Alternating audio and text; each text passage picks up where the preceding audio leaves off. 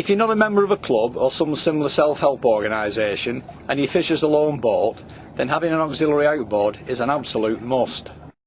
I think it's fair to say that these days all the main manufacturers of outboard motors can justifiably hold their heads up in terms of product reliability. It's as they age or are subjected to long-term neglect that reliability problems start to creep in. To an extent, you can minimise this risk by flushing residual salt water from the cooling system and by regular servicing.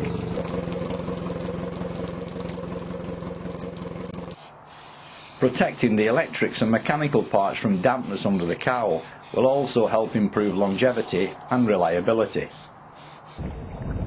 But unfortunately, you can never insure yourself completely against engine failure problems at sea. What you can do is ensure that should one come along, you're not left stranded at the mercy of the elements until the rescue services arrive.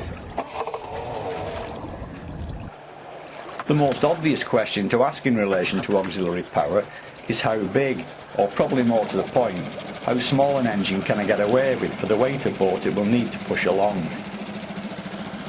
Obviously, different weights and shapes of boats will make different demands.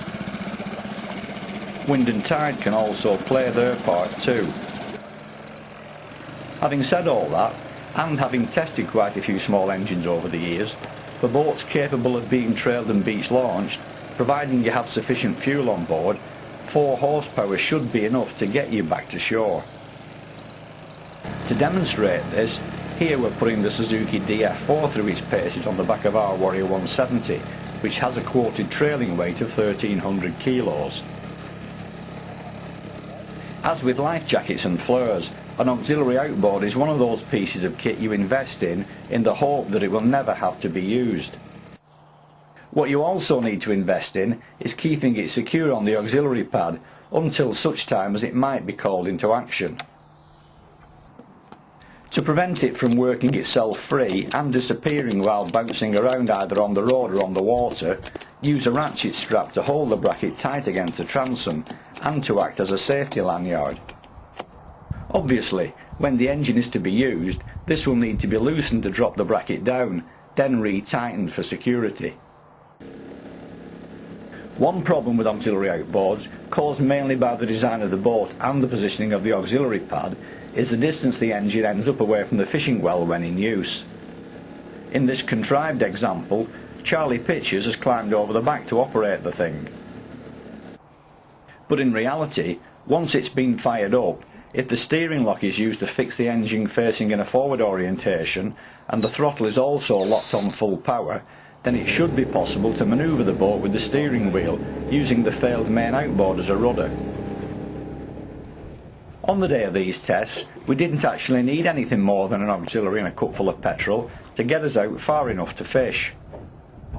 With fast boats and powerful engines, it can be difficult to bring yourself to moor to just a few hundred yards off and put the anchor down.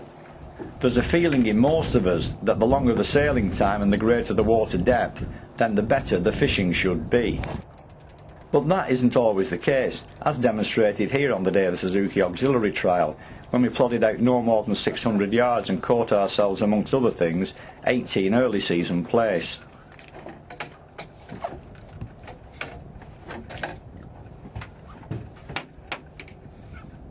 Nice and well done. One.